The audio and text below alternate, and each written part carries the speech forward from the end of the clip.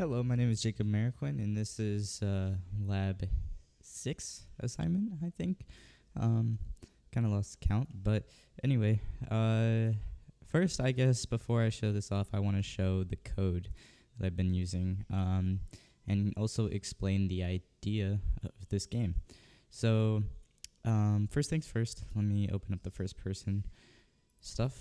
So, this is a game in first person, and in the first person, or in this game, the game idea is supposed to be a scary type of game. It's a scary game where the lights are all off and you have to figure out how to turn on the lights and also find your way around the house. And nothing scary actually happens, but it's the fear of not knowing that is supposed to make this game scary. So because it's so dark, if I knew how to do it, I would add like really dark ambient music and sound cues that would go off every time you would play. Nothing too bright or colorful at all in this scene, but I can't really do that right now at this moment. But that was the point of this game, and the game was supposed to be called Hunger. So although it is a perfect title for a recipe type of game, it's more of a title that you would assume is kind of like with a scary game due to its atmosphere. But anyway, let's go with this. Let's start with this game's code. So for the code, I started with just some stuff to pretty much cast collisions to different areas where you have to pick up the recipes or the ingredients. And it also will count those ingredients and send a message on screen telling you that you picked up an ingredient. And also it'll keep those variables in order to tell you later that you can go to a stove, press E, and start cooking. And it'll also put on screen different things that tell you. This piece of code right here will add the ramen and chicken values of what you pick up, and then set those values to another value called, or another integer called ingredients. And I made that equal to 2, so you had to have both in order to end up finishing the game. So at the end of the game, it says enjoy your dinner, and it then destroys the actor that is yourself. So yeah, that's basically the codes. I didn't want to go in depth too much because I know that last time I did this, I went really in depth and the video was like 10 minutes long. So I wanted to shorten that a lot. Up here, it basically just starts out the code saying, get some chicken and ramen for dinner, and that's all. It tells you the objective, and you have to go find it.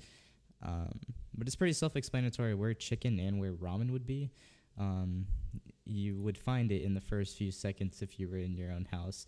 So if I look at this text widget, you'll see that this is where the text is at.